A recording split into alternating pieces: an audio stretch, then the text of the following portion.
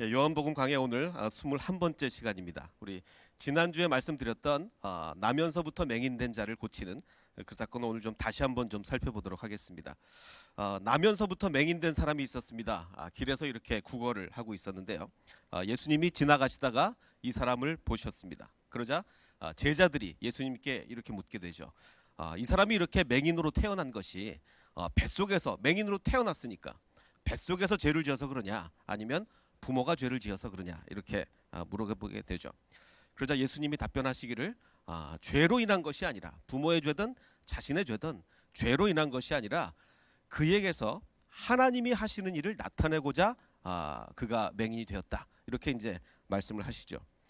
근데 제가 거듭거듭 수차례 말씀을 드렸지만 예수님은 결코 이렇게 잘생기지 않았다. 이제 중요한 거죠. 그래도 이 영화는 조금 나은 편입니다. 더 잘생긴 영화들이 굉장히 많습니다. 예수님을 뭐 거의 이렇게 뭐 헐리우드 최고의 미남으로 이렇게 그린 영화들이 많은데, 뭐 인류 역사상 가장 위대한 사랑이라고 표현이 되어 있지만 인류 역사상 가장 잘생긴 예수님으로 이렇게 표현이 되는데 실제는 전혀 그렇지 않죠. 그래서 예수님에 대한 이미지를 우리가 얻으려면 이걸 다시 한번 생각을 해야 됩니다. 지난번에도 한번 한 적이 있는데 예수님의 진짜 얼굴은 아마도 이렇게 생겼을 것이다 라고 우리가 추정을 다 하고 있으니까 이런 예수님이 말씀을 하십니다. 죄로 인한 게 아니라 그에게서 하나님이 하시는 일을 나타내고자 하는 거다. 그래서 예수님이 이 사람을 그냥 눈이 열려라 이렇게 하시는 게 아니라 어떻게 하시죠? 뭐를 뱉습니까? 흙을 이렇게 하다가 침을 뱉습니다. 그때 당시 사람들의 사고 방식은 위대한 사람의 침에는 엄청난 큰 효과가 있다. 나쁜 사람한테는 그 침이 더러운 거고 위대한 사람의 침에는 엄청난 효염이 있다라고 지금은 아무도 그렇게 생각 안 하지만 그때 당시 사람들은 그렇게 생각을 했던 거죠. 그래서 예수님께서는 침을 전혀 사용하지 않고도 고쳐주실 수 있지만 이 사람을 위로해 주기 위해서, 정말 이 사람을 위로해 주기 위해서 이렇게 침을 뱉으셨습니다. 이렇게 잘생긴 예수님 뱉은 게 아니라 이런 예수님 뱉으신 거죠. 이런 예수님 이제 뱉으셔서 침을 이렇게 진흙에 이겨가지고 이 사람 눈에 이렇게 발라주십니다. 그리고 어디에 가서 씻으라고 그랬죠? 실로암 연못에 가서 씻으라고 합니다. 그러자 이 사람이 이렇게 눈을 씻자 그 사람의 눈이 열리게 됩니다. 제가 지난 시간에도 말씀드렸듯이 사람들은요 외부 환경에 영향을 받습니다. 잠깐 이 커피 좀 들어주시겠어요? 라고 할 때, 따뜻한 커피를 들어달라고 할 때와 차가운 아이스 커피를 들어달라고 할 때 누구의 마음이 더 열렸었죠? 따뜻한 커피를 주었을 때 마음이 더 열렸어요.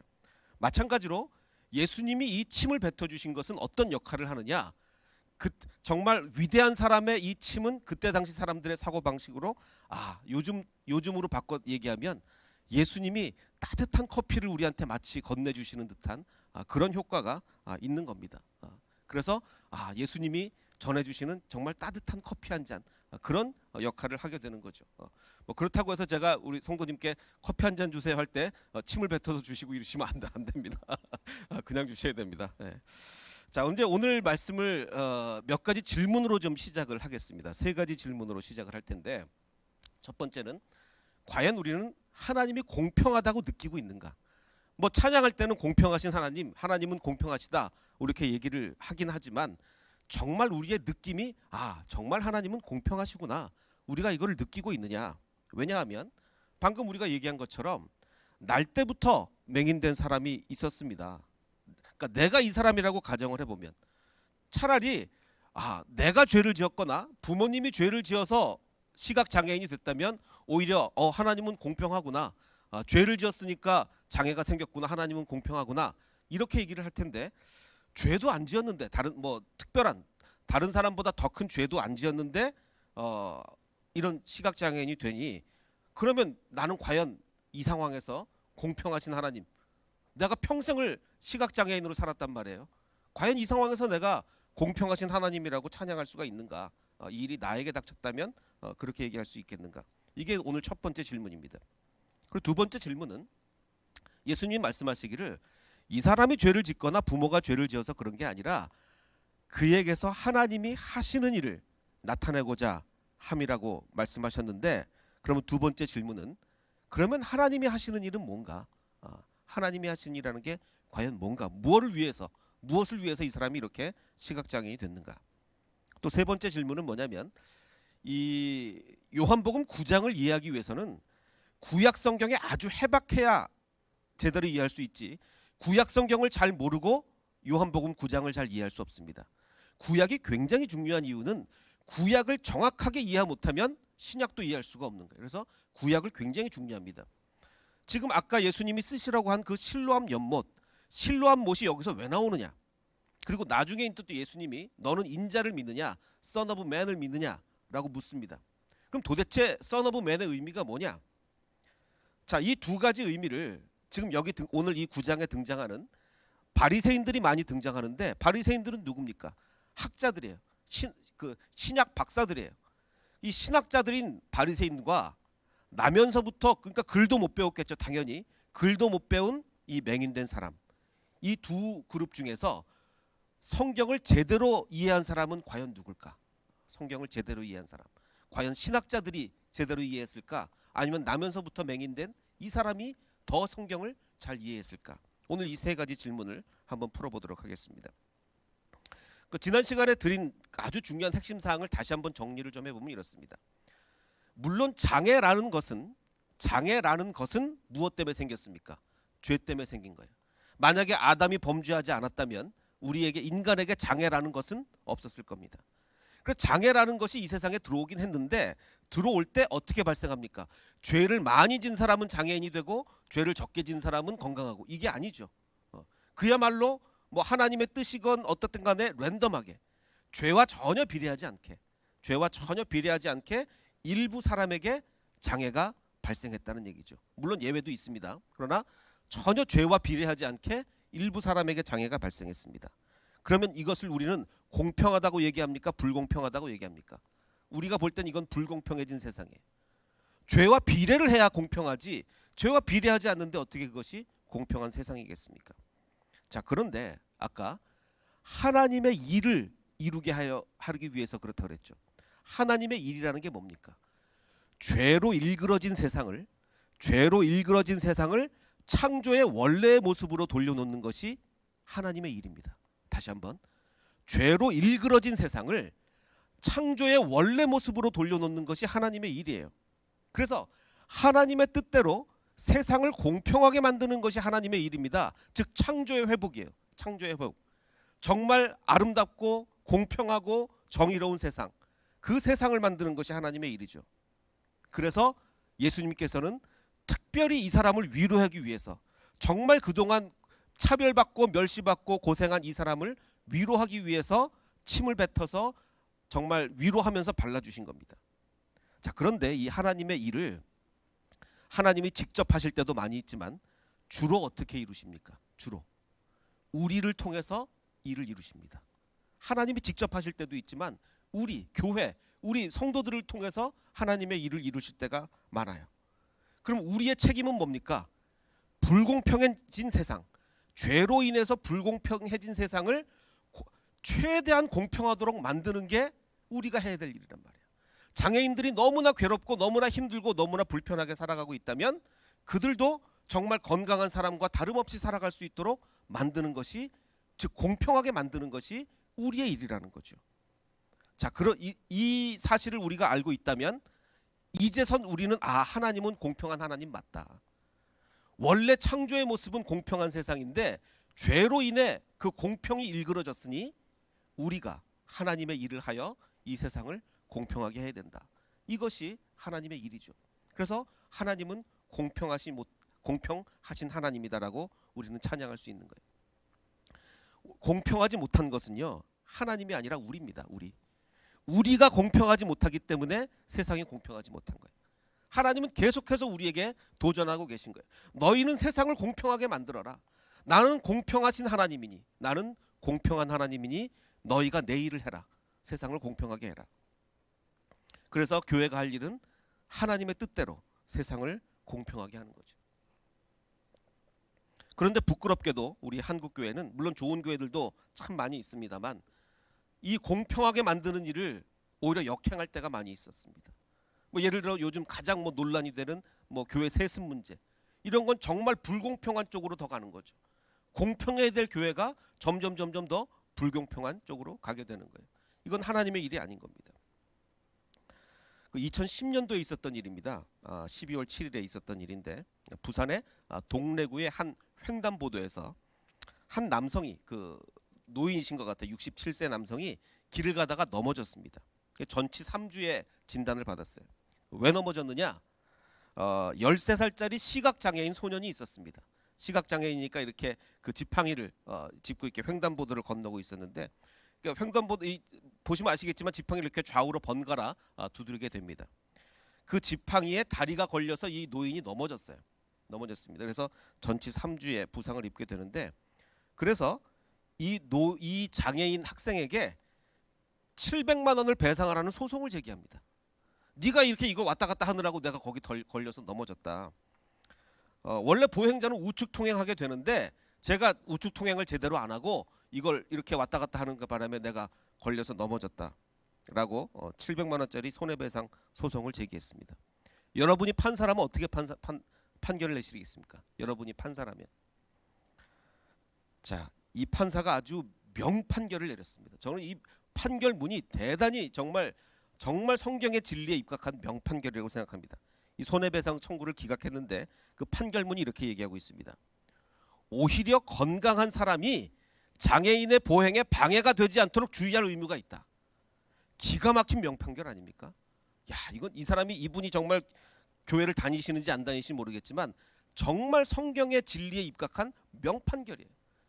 아니, 건강한 사람이 잘 피해 다녀야지 그 앞을 못 보는 사람의 보행에 지장이 되지 않도록 어떻게 거기다 대고 소송을 하냐. 그래서 기각을 해버린 거예요. 정말 명판결이다. 성경의 진리다. 이런 생각이 듭니다. 지난 시간에 말씀드린 것처럼 어떤 사람이 장애인 주차장 그 공간에 세워놨다가 장애인이 신고를 해가지고 스티커를 발부받았단 말이에요. 그리고 나서 뭐 장애인 씨 이러면서 이 사람이 그때 뭐라고 그랬습니까? 장애인은 특권이 아니라 우리가 일반인이 배려하는 거다라고 이렇게 썼었죠. 이건 정말 말도 안 되는 얘기라고 말씀드리지 않았습니까? 오히려 우리는 어떻게 됩니까? 그 장애인의 고통과 불편을 함께 나누는 것이 성경의 진리죠. 공평해져야 되는 겁니다. 공평. 그 사람이 더 죄를 많이 지어서 장애가 된 게 아니기 때문에 우리도 장애가 될 수 있고 저 사람도 장애가 될 수 있는데 내가 아니라 그 사람이 장애인이 됐으니 이 불편을 함께 나누는 것이 성경의 진리고 공평하신 하나님을 우리가 이루어내는 겁니다. 그래서 공평하신 하나님을 찬양할 수 있는 세상을 만드는 것이 바로 우리 교인들, 우리 성도들이 해야 될 일이죠.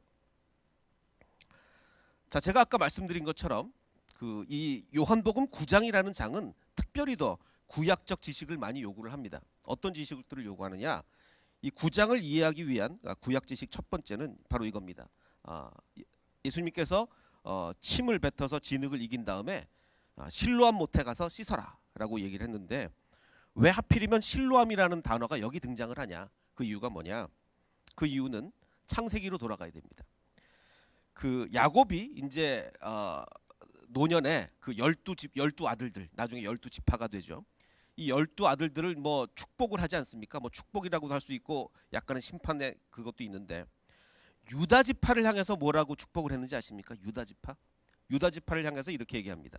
창세기 49장에 유다는 숫사자 같고 암사자 같다. 누가 그를 범할 수 있으랴라고 얘기하면서 그 다음에 중요한 얘기가 나옵니다. 통치자의 지팡이가 이 유다 지파를 떠나지 아니하기를 누가 오시기까지 이르리니 실로. 근데 여기서 이 실로라는 것의 정체가 좀 불분명합니다. 굉장히 어렵습니다. 근데 어쨌든 실로가 오시기까지 이르리니 그에게 모든 백성이 그 실로에게 모든 백성이 복종하리다. 그럼 이 실로는 누구를 얘기하는 겁니까? 예수 그리스도를 얘기하는 거예요. 유다 지파를 통해서 오시게 될 예수 그리스도를 얘기하는 거예요. 그런데 마침 실로암 못에 가서 이 두 개 어원이 같습니다. 어원이 같대. 그럼 예수님께서 실로암 못에 가서 씻어라라고 얘기할 때 유다 지파 사람들은 당연히 뭘 떠올려야 돼요? 예수님을 떠올려야 되는 거예요. 그 왜냐하면 이 이스라엘의 12지파가 이 여호수아 시대와 예수님 시대를 좀 비교해 보겠습니다. 여호수아 시대는 12지파가 각 지파마다 땅을 분배받았죠. 요 유다 지파가 이제 이 넓은 땅을 이렇게 뭐 인구도 제일 많고 하니까 유다 지파가 넓은 땅을 분배를 받았습니다. 근데 유다 지파 지금 근데 우리가 이스라엘 사람들을 뭐라고 부르죠? 주위시 유대인이라고 부르죠. 아니 근데 나머지 11지파는 유대 사람이 아니잖아요. 유다 지파만 유대 사람인지 나머지 11지파는 유대 사람이 아니지 않습니까? 근데 왜 우리는 이스라엘 사람들을 주이시, 유대인이라고 왜 부릅니까? 그 이유는 나머지 11지파가 다 없어져 버렸기 때문이죠. 이 북쪽에 있는 지파들은 아수르가 침략을 해서 나머지 다 전 세계로 뿔뿔이 흩어져 버리고 맙니다. 뿔뿔이 흩어져서 다른 나라 사람들 거기다 데리고 와서 살게 하고, 그래서 유다 지파만 명맥을 유지하고 나머지 11지파는 역사에서 사라지고 없어져 버리고 말았죠. 이제는 존재하지 않습니다. 존재하지 않아요. 그래서 예수님 때 벌써 그게 이루어졌기 때문에 예수님 당시에는 유다 땅은 남아 있습니다. 유다라고 여전히 얘기를 해요. 근데 나머지 위에는 뭐 에브라임 지파, 므낫세 이게 아니라 사마리아가 되고 갈릴리가 되는 거죠. 이미 11지파는 지도상에서도 사라지고 역사에서도 사라지게 되는 겁니다. 자, 그러면 지금 예수님이 이 날 때부터 시각장애인이 된 이 사람을 고쳐준 이 위치가 어디냐? 유다 땅에서 벌어진 사건이에요.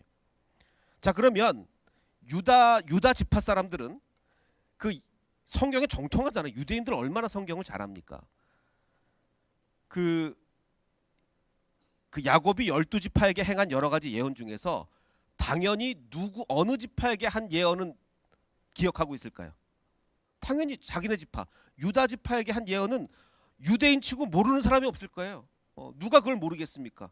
다른 지파에게 한 예언도 아니고 자기네 유다 지파에게 한 예언인데 누가 모르겠어요. 그래서 실로가 오시기까지라는 것을 모르는 사람이 없습니다. 그래서 바리새인과 시각장애인 모든 유대인은 유대인으로서 실로와 실로함의 연관성을 모두 다 알고 있었어야만 했습니다. 그 연관성을 이해할 수 있어야 됐어요. 그런데 바리새인들은 그걸 알았습니까? 몰랐습니까? 이 신학자라는 사람들이, 정말 박사라는 사람들이 바리새인은 그걸 알지 못했어요. 오히려 누가 그것을 나중에 깨닫게 됩니까? 시각장애인이 그것을 깨달았다기보다 체험하게 되죠. 예수님이 그를 체험을 시킵니다. 아, 이분이 바로 실로구나. 이분이 바로 실로구나. 그것을 체험시켜 주시죠. 이게 뭡니까? 마태복음에서 말하는 심령이 가난한 자는 복이 있나니 천국이 그들의 것이며. 지금 여기서 바리새인과 시각장애인 중에서 누가 심령이 가난한 사람입니까? 시각장애인이 심령이 가난한 사람. 성경을 이해하기 위해서는 어떤 시각으로 성경을 봐야 됩니까? 가난한 심령으로. 가난한 심령으로 성경을 봐야 성경이 이해가 되는 거예요. 바리새인들은 정말 박사고 정말 성경이라면 달달 외우고 있는 사람들이지만 심령이 가난하지 못했기 때문에 예수님의 이 말씀도 이해하지 못하고 실로와 실로함의 연관성도 이해하지 못한 거죠. 자, 이 요한복음 9장을 이해하기 위한 또 하나의 구약 지식이 필요합니다. 우리가 그 유명한 인자입니다. 인자. 나중에 그 예수님께서 이 그 시각장애인을 만나서 이제 눈이 뜬 다음에 나중에 만나서 이렇게 얘기를 하십니다. 내가 인자를 믿느냐, 인자를 믿느냐라고 얘기합니다. 자, 인자는 당연히 사람의 아들이죠. 인자, Son of Man입니다. Son of Man. 자, 그런데 이제 영어 성경 중에서 옛날 영어 성경 킹 제임스 버전이라고 있죠. 이 킹 제임스 버전은 번역을 너무 이상하게 했어요. 분명히 성경 원문에는 사람의 아들, 인자, Son of Man으로 되어 있는데 어떻게 예수님이 사람의 아들이냐? 그래서 분명히 성경 원문에는 뭐 히브리어도 그렇고 헬라어도 그렇고 다 사람의 아들이라고 되어 있는데 자기네끼리 막 번역을 바꿔가지고 Son of God이라고 바꿔버렸어요. 그래서 킹 제임스 버전을 보면 Son of God이라고 나옵니다. Son of Man이라고 안 나와요. 분명히 명백하게 번역을 잘못한 거죠. 자, 근데 예수님 분명히 사람의 아들이라고 지금 얘기하셨어요. 물론 하나님의 아들이지만 여기서는 왜냐하면 그 이유가 있어서 그래요. 하나님의 아들이기도 하지만 여기선 이유가 있어서 그렇게 얘기를 하신 건데, 예수님이 이렇게 그 시각장애인에서 묻습니다. 네가 인자를 믿느냐? 그랬더니 만약에 예수님이 여러분에게 묻는다면 네가 인자를 믿느냐, 사람의 아들을 믿느냐라고 물으면 여러분 뭐라고 대답을 하시겠습니까? 아니, 사람의 아들 아닌 사람이 어디 있습니까? 지금 뭐 다 사람의 아들인데 뭐 이렇게 도대체 무슨 말씀을 하시는 거죠? 이렇게 대답할 것 같은데 그는 그렇게 대답하지 않았습니다. 그가 누구냐? 그가 누구냐? 내가 믿겠습니다. 도대체 그 인자가 누굽니까? 우리는 오랫동안 인자를 기다렸습니다. 그가 누군지 알려주시면 제가 그를 믿겠습니다. 라고 하니까 지금 너와 말하는 자, 내가 바로 그다. 라고 하니까 시각장애인이 뭐라고 얘기합니까? 주여, 내가 믿나이다. 내가 당신을 믿겠습니다. 자, 굉장히 난해해 보이는 개념인 인자입니다. 아까 제가 얘기했듯이 우리가 인자라는 개념을 잘 몰랐다면 이 시각장애인이 그 구약으로부터 이어지는 그 인자라는 개념을 잘 몰랐다면 당연히 이렇게 물어봤어야 돼요. 아니, 인자라뇨? 어떤 사람을 말하는 겁니까? 다 인자, 너도 인자, 나도 인자, 다 사람의 아들 아닙니까? 이렇게 물어봤어야 되는데 이 시각장애인의 뉘앙스는 바로 이겁니다. 인자요? 그 인자가 도대체 누굽니까? 그 인자가 특정인이 정해지면 내가 그 사람을 믿겠습니다. 이렇게 얘기를 하는 거예요. 바로 주여, 그가 누구이시오니까 내가 믿고자 하나이다. 다시 말하면 시각장애인도 구약부터 이어지는 인자의 예언을 알고 있었습니다. 마치 뭐처럼 우리나라 사람들은 뭐 정도령 그런 얘기 하잖아요. 정도령 그러면은 정도령 아는 것처럼 인자요. 도대체 우리가 계속 인자를 기다렸는데 그 인자가 누굽니까? 내가 믿겠습니다. 이렇게 나오는 거예요. 그럼 그 인자는 누굽니까? 우리 이건 제가 구약을 알아야 신약을 이해한다고 그랬죠. 다니엘서를 알아야 돼요. 다니엘서에서 보면 환상을 봅니다. 어떤 환상? 바다에서 모양이 서로 다르게 생긴 큰 짐승 4마리가 올라옵니다. 짐승입니다. 포악한 짐승이에요. 어떤 짐승이냐? 첫 번째 짐승은 사자 같습니다. 두 번째 짐승은 곰 같습니다. 세 번째 짐승은 표범 같았습니다. 마지막 네 번째 짐승은 뿔이 10개나 달린 아주 포악한 짐승입니다. 자, 이건 뭘 상징하느냐? 그때 당시에 4개의 세계제국, 정말 짐승과 같이 잔인하게 통치하는 4개의 세계제국을 연달아서 이어지는 뭐 정확하게 1대1로 대치하기는 좀 어렵긴 하지만 바벨론, 메데바사, 헬라, 로마 이런 그 정말 포악하게 짐승과 같이 엄청나게 잔인하게 통치하는 4개의 세계제국을 의미하는 거예요. 연달아 이루어지는.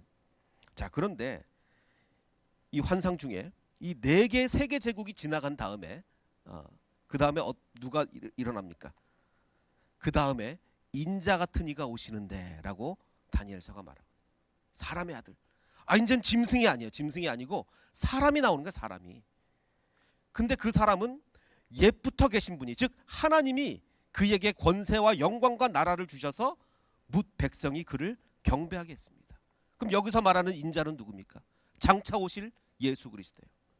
자, 그럼 여기서 왜 하나님의 아들이라고, 당연히 하나님의 아들인데 왜 하나님의 아들이라고 표현하지 않고 왜 인자라고 표현을 했느냐? 비교를 위해서요. 어떤 비교? 여러 세계 제국들은 짐승과 같이 정말 혹독한 잔인한 통치였어요. 그런데 예수님, 인자, 어떤 모습으로 오는 겁니까? 따뜻한 마음. 아까 우리에게 정말 따뜻한 커피 한 잔을 쥐어주시고 침을 뱉어서 우리를 위로해 주시는 것 같은 정말 따뜻한 마음으로 우리를 다스리시는 그 그리스도의 오심을 표현하기 위해서, 짐승과 대비하기 위해서 인자라는 표현을 쓰게 된 겁니다. 자, 그래서 그러면 당연히 유대인들은, 이 구약적 지식에 아주 해박한 유대인들은 누구를 기다린 겁니까? 실로를 기다렸고 인자를 기다리고 있었어요. 실로와 인자를 기다리고 있었습니다. 그런데 예수님이 오셔서 실로암 못에 가서 씻으라고 얘기한 다음에 너는 인자를 믿느냐라고 이렇게 얘기하는 겁니다. 그러면 바로 그거구나. 우리가 이렇게 알 수 있게 되는 거예요. 유대인이라면 누구나 알아야 되는 거죠. 그 재미있는 만화를 하나 소개하겠습니다. 이제 새들이 허수아비를 보고 저게 사람일까 뭐 이러는 거예요. 근데 다른 새가 걱정 마, 저건 분명히 허수아비야. 그래서 또 다른 새가 네가 그걸 사람인지 허수아비인지 어떻게 아냐라고 하니까 이 새가 뭐라고 대답을 했어? 저게 사람이 아니고 분명히 허수아비인 이유.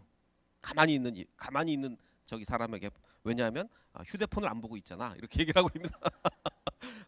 사람이라면 당연히 휴대폰을 보고 있겠지. 저렇게 가만히 서 있겠냐 이렇게 얘기를 하는 겁니다. 자, 마찬가지로 사람이라면 당연히 휴대폰 보겠죠. 유대인이라면 뭘 알고 있어요? 구약을 다 알고 있어요. 유대인이라면 실로를 모르는 사람이 없고 유대인이라면 인자를 모르는 사람이 없습니다. 그런데 진짜 그 실로가 오고 인자가 왔을 때 그 실로와 인자를 알아볼 수 있느냐, 여기에 차이가 있는 거죠. 알아볼 수 있느냐. 그래서 구약 9장을 이해하기 위해서는 많은 구약적 지식이 필요한데 정작 이것을 제대로 이해한 사람은 신학 박사들인 바리새인들이 아니라 가난한 심령을 가진 시각장애인이었던 거죠. 그래서 우리는 성경을 이해하기 위해서는 반드시 가난한 심령을 가져야만 하는 것입니다. 그래서 나중에 예수님이 결론적으로 이렇게 얘기를 하세요. 내가 심판하러 이 세상에 왔는데 그 심판은 어떤 것이냐? 보지 못하는 사람들은 오히려 보게 하고, 시각장애인이죠. 그동안 못 봤어요. 세상을 못 봤어요. 그런데 예수님이 오심으로 세상만 보는 것이 아니라 성경의 진리도 깨닫게 되는 거죠. 반대로 보는 자들, 바리새인들은요 자기네들은 본다 그랬어요. 성경도 알고 세상도 안다 그랬어요. 그런데 보는 자들은 맹인이 되게 하려 함이라, 이렇게 말씀하시는 겁니다. 예수님이 맹인을 고쳐주시자 이 바리새인들은 화가 나가지고 사람들이 이제 이 맹인을 바리새인 앞으로 데리고 갔어요. 그러자 근데 마침 그 예수님이 이 진흙을 이겨서 눈을 뜨게 한 날이 이제 안식일이었단 말이에요. 근데 왜 여기서는 침을 뱉어서라고 얘기를 안 하고 진흙을 이겨서라고 표현을 했느냐? 그 이유가 있습니다. 자, 바리새인들도 그럼 도대체 어떻게 당신이 보게 되었냐를 물어봅니다. 근데 두 구절 간에 접속사가 있어요. 그러므로라는 접속사가 있습니다. 안식일이기 때문에 물어본 거예요. 무슨 얘기죠? 안식일에 진흙을 이기는 행위는 바리새인들에 의하면 불법입니다. 바리새인들. 성경에는 그런 말이 없는데 바리새인들은 안식일에 진흙을 이기고 이렇게 못하게 돼 있어요. 그래서 안식일이기 때문에 그러므로 바리새인들이 혹시 예수가 뭐 하나라도 안식일 위배를 했나, 그걸 물어본 거예요. 그러니까 질문의 목적 자체가 안식일법 어겼냐 안 어겼냐, 지금 그거를 포커스를 두는 거예요. 너무 답답하죠. 예수님이 이 사람을 사랑했느냐, 예수님이 이 사람을 위로해 줬느냐, 안식일에 이 사람을 정말 은혜로운 일을 했느냐가 그게 중요한 게 아니라 안식일법 어겼냐 안 어겼냐, 진흙 어떻게 했느냐, 그걸 물어보는 거예요. 그러자 이 사람들이 이렇게 대답해요. 그 사람 예수님이 진흙을 내 눈에 바르고 내가 씻고 보나이다. 그러자 유대인들이 맹인으로 있다가 보게 된 것 자체를 믿지 않아요. 이건 말도 안 된다. 어떻게 맹인으로 있다가 보게 되느냐? 사실을 믿지 않은 거죠. 왜? 가난한 심령이 아니었기 때문에. 가난한 심령. 제가 여러 번 소개드렸던 우리 이건 바리새인과 사두개인들의 역할은요. 이 사람들의 역할은 뭡니까? 신학자들의 역할이 뭐죠?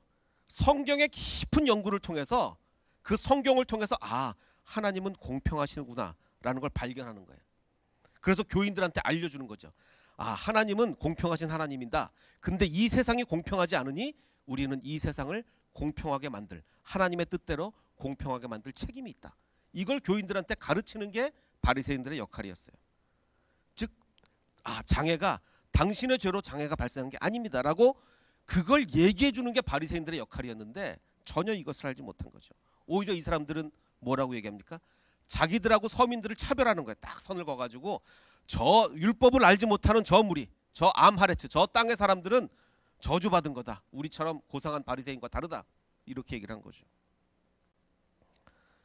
제가 여러 번 소개를 드렸던 그 김성현 형제를 오늘 다시 한번 말씀을 드리려고 합니다. 혹시 모르시는 분을 위해서 다시 한번 소개를 드리면, 이분은 그 뱃속에서부터 유복자로 태어나셨어요. 그 아버지가 자기 뱃속에 있을 때 아버지가 사고로 돌아가시고 손가락 하나 움직일 수 있는 이제 장애인이 된 거죠. 평생을 이렇게 살아왔습니다.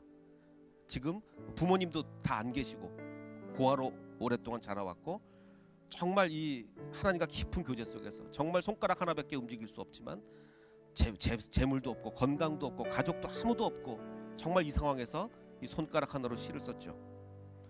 그래서 제가 지난번에 가서 이 정말 평생의 그 고난을 담은 아름다운 시집을 내지 않았습니까? 그래서 제가 가서 이제 이 시집을 사왔습니다. 몇백 권을 이렇게 사왔는데,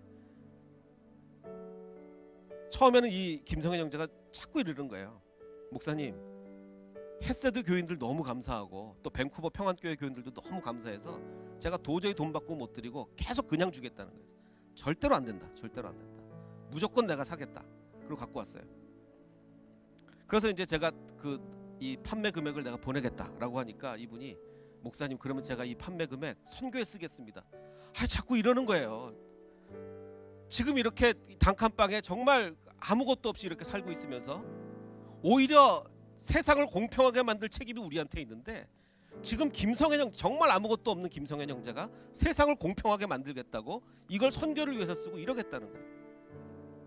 그래서 제가 송금을 하겠는데 조건이 있다. 목적 헌금이다. 반드시 성현 형제 먹고 싶은 거 사 먹고 반드시 성현 형제 사고 싶은 거 사라. 다른 데는 절대로 쓸 수 없다. 라고 하고 송금을 했습니다. 세상을 공평하게 만들 책임이 누구한테 있습니까? 우리한테 있는 거예요. 우리한테.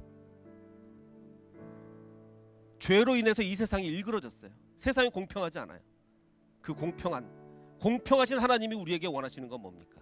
이 세상을 공평하게 만드는 거예요. 그것을 위해서 하나님의 일이 바로 그겁니다. 우리가 해야 될 하나님의 일이 있는 겁니다. 바로 이 일을 위해서 헌신할 수 있는 저와 여러분, 그리고 우리 헷세드 교회가 되기를 주님의 이름으로 축원합니다.